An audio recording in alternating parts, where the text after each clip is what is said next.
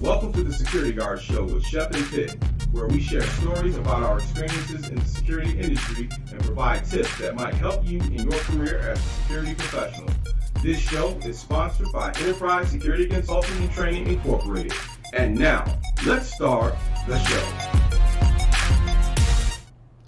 Hey, welcome to the Security Guard Show. I'm Shep, and that guy over there is Pitt. Welcome to the Security Guard Show with Shep. That wasn't my intent, so I hit the wrong button, and we're getting ready to play the intro all over again. But anyway, so we got it right now. But anyway, welcome to the Security Guard Show. Go ahead, you got to hold it. Go ahead, what you normally do. You got to shake the thing, right? He's walking, doing whatever he does. And this show is sponsored by Enterprise Security Consulting and Training. And just to let you know, we do perform security guard services. We train security guards. And we do private investigations. Just check out our website, www.esctroc.com. Also, if you know anybody that's interested in the security industry or in the security industry, make sure you refer them to this show and make sure you like and subscribe, especially to our YouTube page, so we can get our viewers up. And then we could do some other things. But today's show, I know you saw the title. It's a very interesting title. It is Pimps and Bootleggers. And I know that there are folks who wondering, what in the world does pimping and bootlegging have to do with the security industry? That was your question, right? It was. So let's talk about the well, first, let me go back. We talked on last week. We left off with, who do you hire? Who do you hire in this industry? So I'm looking at more of a company standpoint. So there are folks in this industry, and here's, we're going to deal with the pimps for just a moment, right? Pimps up. So I think that there are, and this goes for any industry now, because it's not just the security industry, but I believe that there's folks who are out here to make as much money as they can off the backs of other people. Does that make sense? Maximizing and minimizing. Maximizing and minimizing. So they're maximizing their profits while they're minimizing the pay and the human standards of the folks that are working on these jobs. And so in the security industry, we know that there are a lot of people who believe in that you get what you pay for in this industry, right? Yeah. So from our experience, we've seen folks who have paid us well, and those who didn't pay us so well, but was expecting the same job and a particular level of service, right? Yeah. So what's your experience, Pitt, in that area? I've worked for a lot of people. I mean, are you talking companies or are you talking individuals? Companies. Companies. Yeah, there's been a couple of companies I've worked for that, they pay you a little bit of money, and they want you to do a job that would require more money for what you're doing, what they expected. Give an example. Like working, you're working a concert and the pay is $12 an hour, $11 an hour, and you're 80 people with a 5,000 person concert. So like everybody's got to be on point. Everybody's got to do a job. Everybody has to do the job of 3 people in order for everything to go fine, and that's just ridiculous for that amount of money. But I got to tell you, I remember the days when we were making $7 or some change an hour working at the Rochester War Memorial, and then back then you had 12,000 people, and you might have 50 or 60 other people working with you, but it was still a tough job. But that was, the cost of living was much different, and things were a lot easier then. Now it's this job is there's a little bit of danger to it, especially nightclub concert work.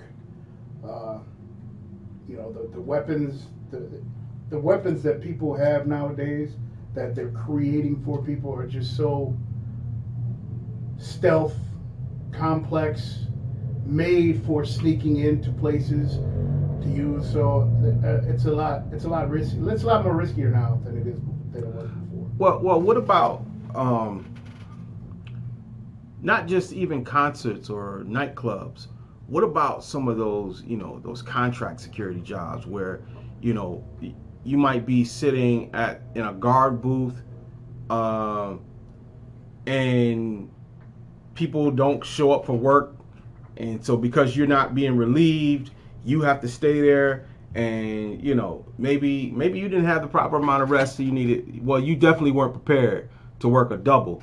You understand what I'm saying? But the employer expects you to get that cash, right? You got to make that money, and then on top of that, you know, it's one for me. It's one thing to be in that position and know what you're getting into, right? But it's also another thing when you're not respected. You get what I'm saying? Yeah. So I mean, what pimp respects the person worker? Yeah, I didn't want to say, you know, what pimp? Right. So you know, that's the part I just want to deal with for a moment, because employers have to have a level of respect for the people who work for them. Because remember now, these are the folks that's out there getting the cash for you, because you're sitting in the office or at your house or you're asleep or you're doing whatever. These are the folks that are out there. Allow you to not be out there. Exactly.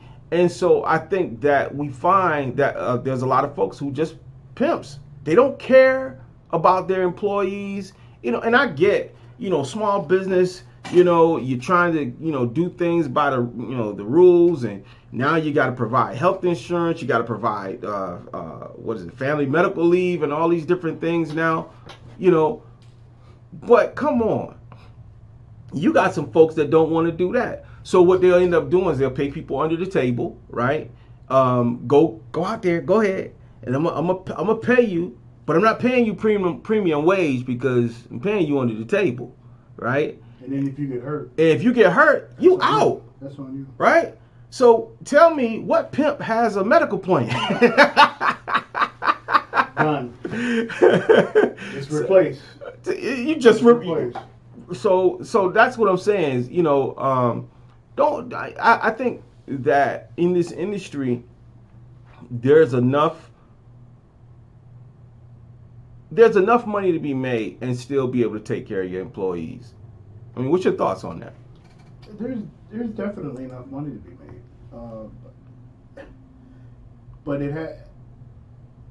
there would be nice if there was some type of union, you know, like stagehands have a union, or some type of coalition where you could, when people come into the field, there's a standard, there's a minimum.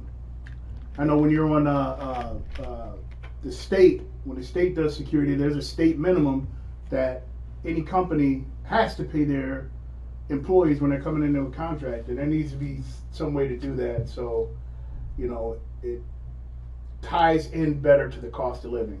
What you would get at a guard for a lot of these places really doesn't tie in to the cost of living, and you're almost guaranteed to have to work at least a part-time job with a full-time 8-hour security job.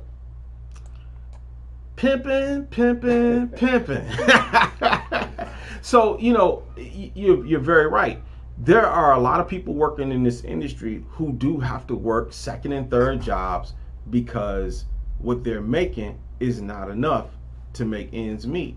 You know, and it's interesting to me that we find now that there are people out here making minimum wage as security guards, and the person at the local fast food restaurant is making, I just saw a sign at one restaurant the other day, up to $17.25 an hour, right? And I'm like, where they do that at? Sign me up, you know what I'm saying? But I just think, for those that are hiring security, that are responsible for hiring security guards as employees, just consider the fact that these folks got to make a living too. I mean, they got to make ends meet. And I think one of the best ways to create or one, reduce turnover, two, to create a sense of loyalty to your company is to pay people a fair wage. And then have realistic expectations. Now, I can't, I don't want the security guard to be taking out the trash, washing the windows, vacuuming the floor, and making sure it's, unless you're getting paid for it. Almost every place I've worked, they'll be like, well, you got to sweep the floor. No, I don't. If you're going to pay me extra to sweep the floor, I sweep the floor, but you pay me to do security. If you want to pay me to be a bar back, then you're going to have to add some bar back money to my money, because I'm not. Right. I'm old school, so. Well, I think that it also comes down to how you negotiate, right? That's true too. So, like you said, if they ask you to, lost my headroom. If they ask you to do something else outside of what they've hired you to do, okay, well, I could do that, but let's talk about what the remuneration is. That's that big word, remuneration. I like that. Remuneration. Remuneration. And so, what's the mode of payment here? How we gonna take care of this? We'll be glad to do it for you, but there needs to be something discussed. The more your job is a boost to how you live in your lifestyle, the better you're going to treat it. Mm-hmm. When it's not at that level, then you really don't care if you lose it or if you go somewhere else. And that's what happens in in this business. $10 an hour guy, you get a $10 an hour guy. Right. Like, I would never work for $10 an hour. Well, you can't now because the minimum wage went up to $12.50. But I'm just saying, I'm using that as an example. I get what you're saying. And so at Enterprise Security Consulting and Training, we don't pay minimum wage. We pay better. So I just got to put that out there. Got to shamelessly plug our company, Enterprise Security Consulting and Training. And I don't know who it is that is trying to call me right now. That should be on vibrate. It should be on vibrate. I got yelled at last time. Yeah. Not yelled at. Well, yeah. So I'm sure that it's my wife who's reaching out to me, who should be able to see that we are online right now, honey. So I can't answer. We're live. But anyway, we Enterprise Security Consultant and Training Incorporated is located at 875 East Main Street on the 5th floor, Suite 500. And we have security guard classes coming up. I don't think this information is updated here in the scroll, but anyway, we have an 8-hour annual class coming up this Saturday, and we have other classes scheduled which are already listed there. But just check out what we have going on, because we do have virtual training. So we'll be right back after this message. At Enterprise Security Consulting and Training, we are doing our part to help you stay safe during this global pandemic caused by the coronavirus. We are now offering virtual security guard training, which will allow you to take our classes from the comfort of your own home. For more information about any of our security guard training classes, go to our website at www.esctroc.com or call us at 585-484-7745. Enterprise Security Consulting and Training. So, and we're back, and here we are. You are watching the Security Guard Show. Make sure you like and subscribe on our Facebook page as well as our YouTube page. We are on Instagram, but we don't go live on Instagram, and we're on Twitter. So you can find us on Twitter at Twitter and Facebook. You can find us at ESCTROC.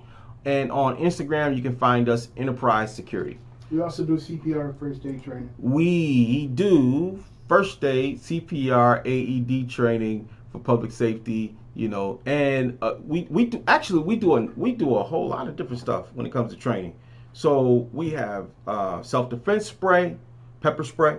We have defensive tactics, weapons retention. We got all kind of stuff. So we welcome you to go to our website at www.esctroc.com, and you can find out exactly some of the things that we do. So as we move forward, I want to get into the bootleggers. The bootleggers. So we talked about the pimps. Now we're going to talk about the bootleggers. So, and I know some folks may take offense to this, but it is what it is.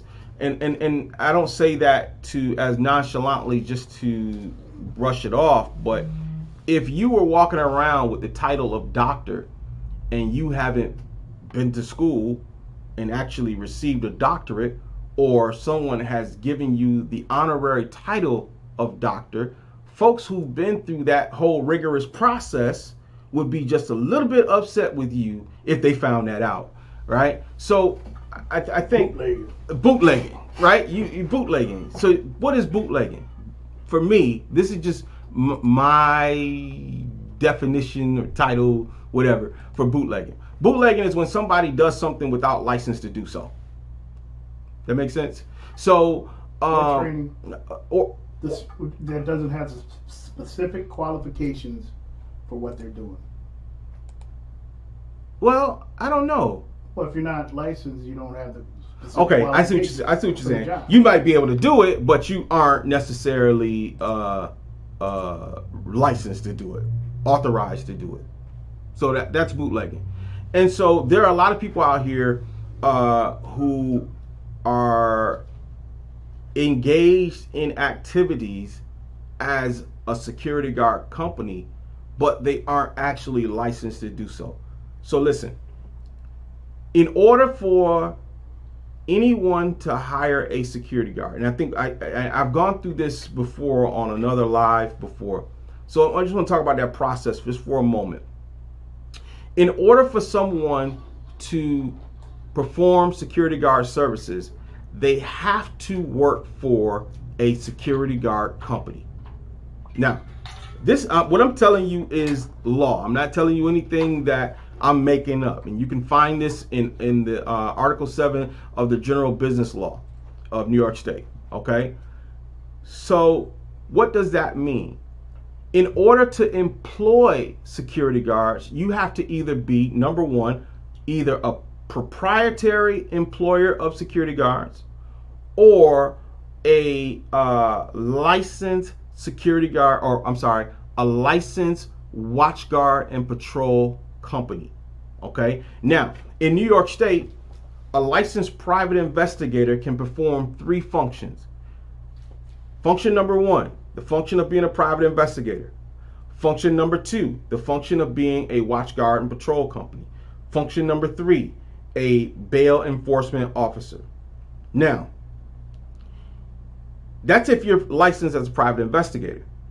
If you're licensed as a watch guard or licensed, a watch guard and patrol company, or licensed as a bail enforcement officer, you cannot perform the functions of a licensed private investigator, not in New York State. So I think that, number one, a lot of folks don't understand that. Now, in order to actually hire security guards out to other folks, you have to be a licensed private investigator or a watch guard and patrol company. So if you got that license, then you can actually send folks out. So what we find, I find a couple of things. You find folks who just got their security guard registration, and I know that the people use the words interchangeably, registration and license, but they're actually two different things. Even the state website uses the word license, even though the law says registration. So you have individuals who actually go, they get their training, they apply for registration, and they do their thing. Okay? And then they think that because they have that, they can hire themselves out as a security guard. But it's not, you can't do it. So it's just like me. If I'm going to be a security guard instructor, I have to be associated with a school. I can't just go out and teach security guard classes. So first I have to be trained. I have to be certified by the state, and they want money for that now. And then I have to be associated with a company before I can actually teach a security guard class. So we find folks who go out here, they get their registration, they think, well, I can work security, I can do security for this corner store, and I'm legal. But it's not legal unless that corner store has a proprietary security guard license, which allows them to hire security guards for their own use. Thoughts? No, that's pretty much sums it up. So, you know, the whole idea of this live is not to put people down, but encourage folks to actually go out and do the right thing. And have it the right way. Have it the right way. Because what happens is our insurance rates go up because people are out here doing crazy stuff, right? Yeah, they are. I mean, we don't want folks out there pimping people, for one, and we don't want folks out here bootlegging. You know, if you're gonna come correct. You know, so one of the things I found, Pitt, is I'm battling for a contract with a guy who doesn't have a license to do what I do. They don't have insurance, right? Which is interesting because that you can get insurance without even being licensed. But the fact of the matter is, they don't have insurance. They're not bonded. They haven't gone through the process, but they can come in at a rate much lower than me because they don't have the overhead. They don't have the overhead. They're not paying, you know, workers' comp. They're not paying disability. They're not paying all these other things that you got to pay, you know. And God forbid, you know, with COVID, one of the things we found out, everybody needed unemployment, right? So you got to pay unemployment insurance. You got to pay all these other bills. But I had to do battle with these folks, in addition to the other people who are actually doing the right thing. You know, some employers don't realize that. Some of them know. They know. And then when you hire this person to do this specific job, they do this specific job, and there's legal issues that come up. You're screwed.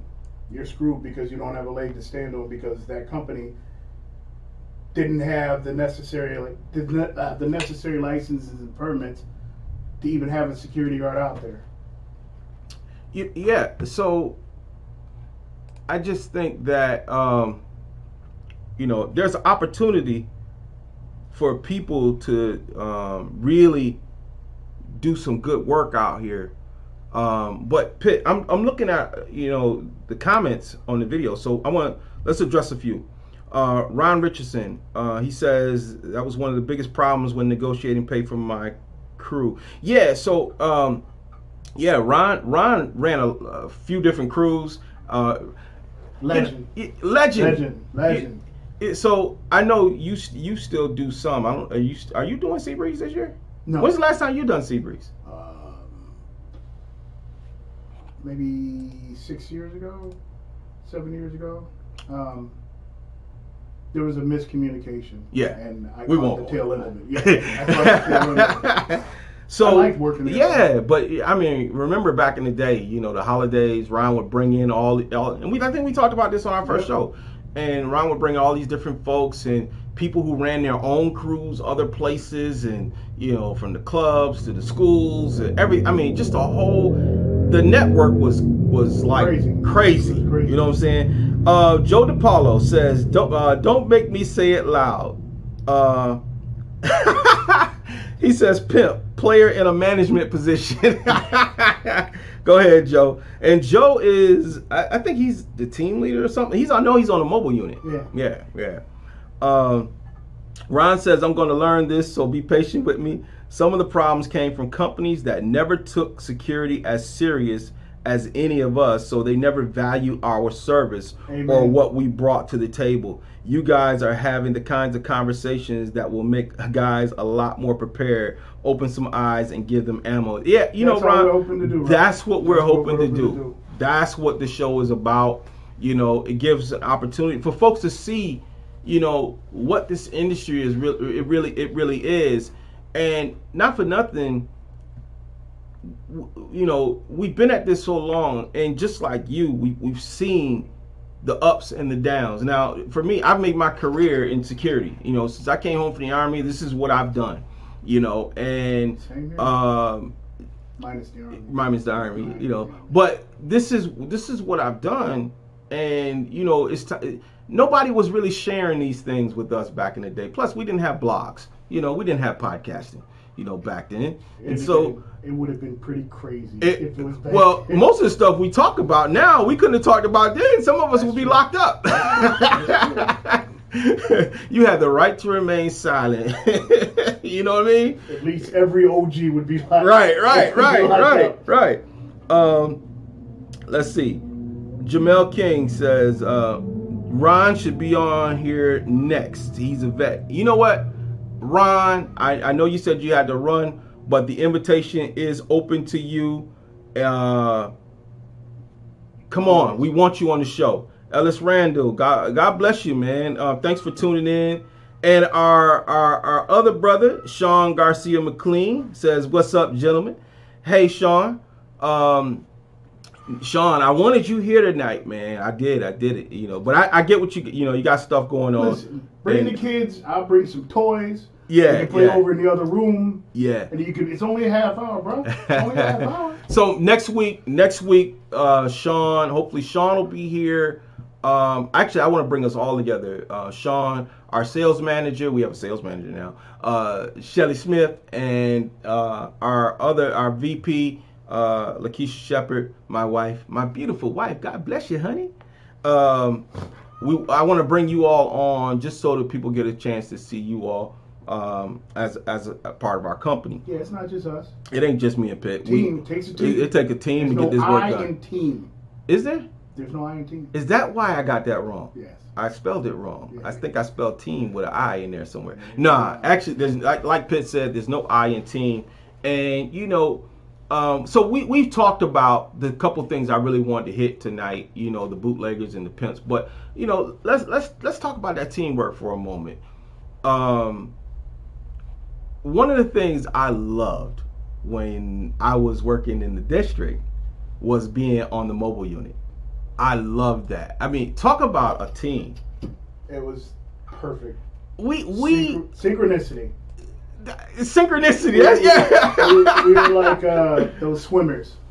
Those synchronized swimmers, right? So when we walked into a building, I think we walked in with some people said we were arrogant, swagger. There's a bit of swagger. I mean, when you know what you're doing, you're supposed to be confident, right? But I don't think we ever walked into a situation where we put folks down. No, as a matter of fact, I do remember walking into a situation where one security guard was putting down another security guard, and I remember pulling that person off to the side and saying, "Look, you know, we're visitors to your building. We shouldn't know what's going on between you guys." And that person, you know, they kind of changed up, whatever. But I remember, you know, we as much of a team as we were. You remember some of them days on that van, right? But I think that was the good thing about our team, is that we could have hard conversations on the van. Open up the doors and it's all business. Once we opened up those doors, it was all business. We see. Ellis says he grew up with the crew.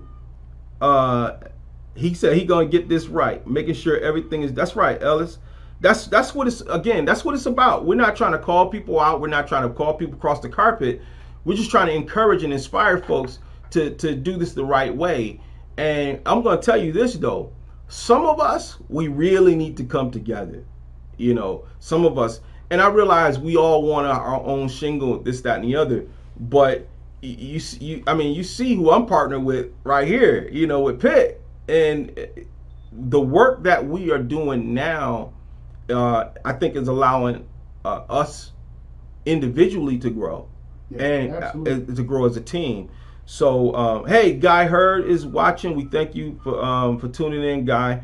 Guy is a friend of ours. If you ever want to know how to de-escalate some stuff, talk to Guy. That's what he specializes in. And but I don't know. Sometimes Guy look a little upset, man. You be like on Facebook saying some wild stuff. I'd be like, Guy. Well, that's how he decompresses. That's how he decompresses. I want to give a shout out to Sausage Fingers.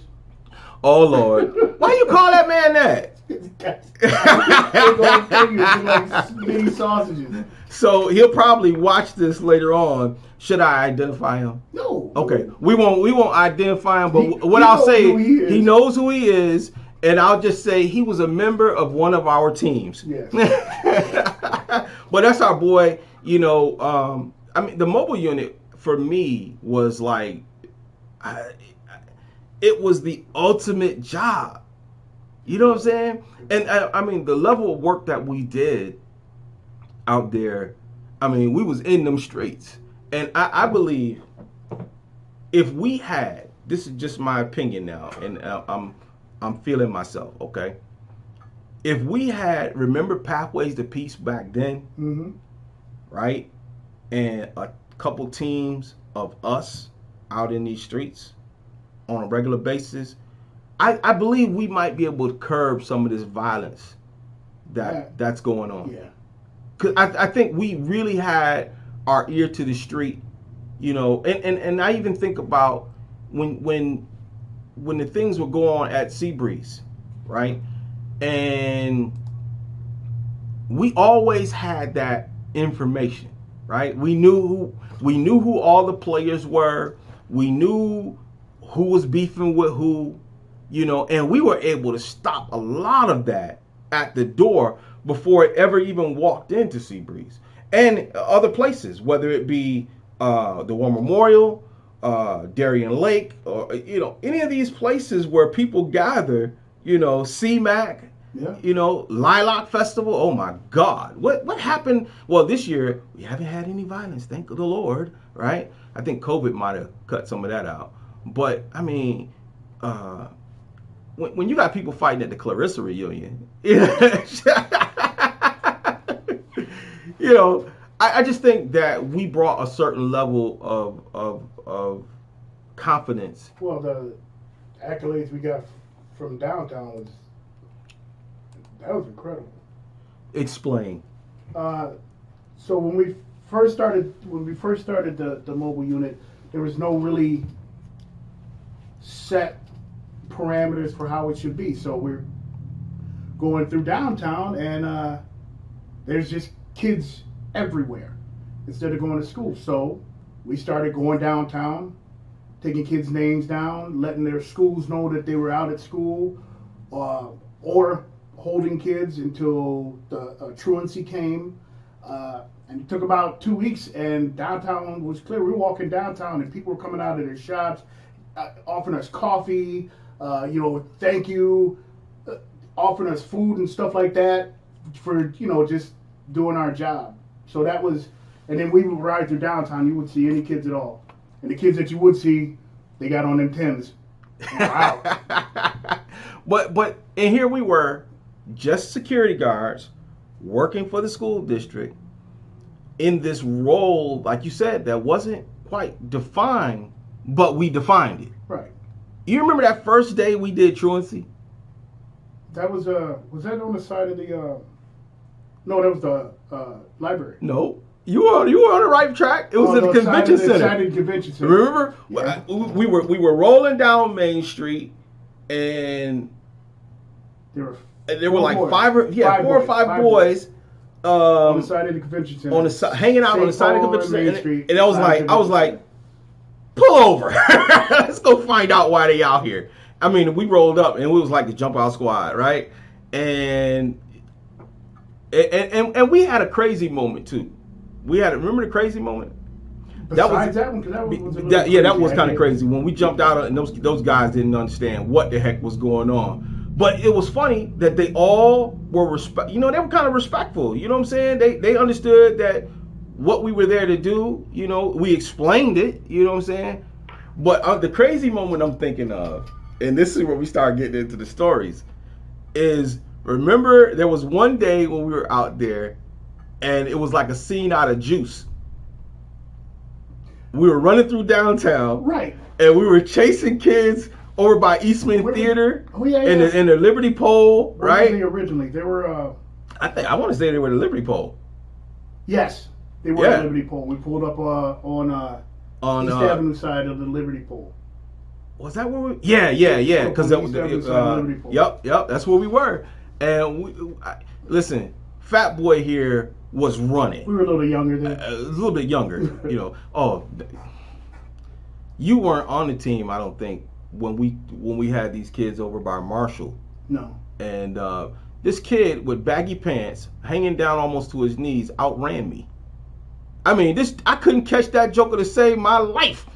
Right? But back to the crazy scene. It was literally like a scene out of Juice.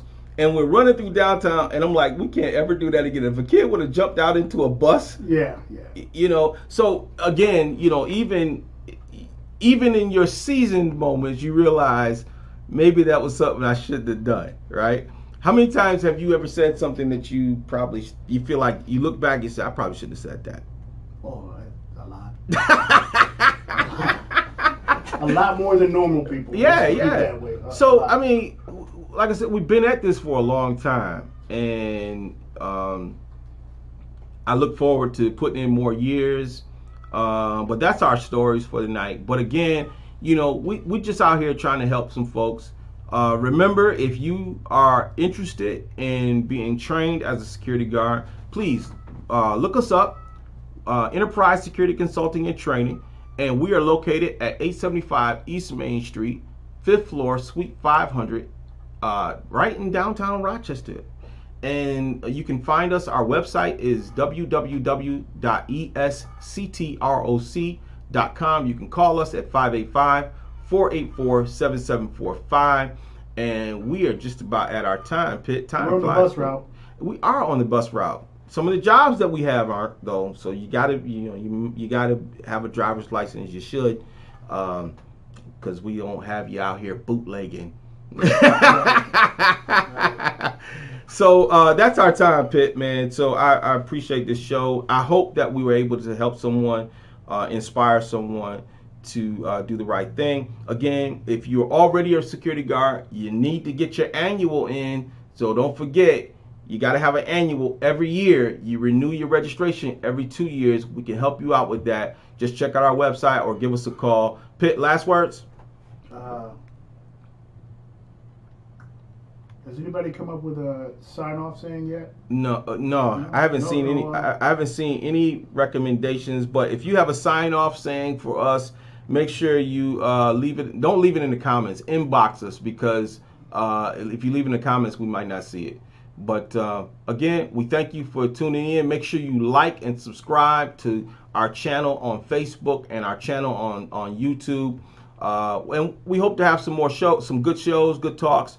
And I'm gonna see if I can get Ron to come in on our next show. Oh, if you have any ideas for shows, if you got questions about this industry or ideas for a show, hit us up, and we will try to tackle those things. So with that, I'm just gonna say, take a light flight and chill, because we will. Hey, let's be careful out there. Let's be careful. Be safe. Take care. Peace.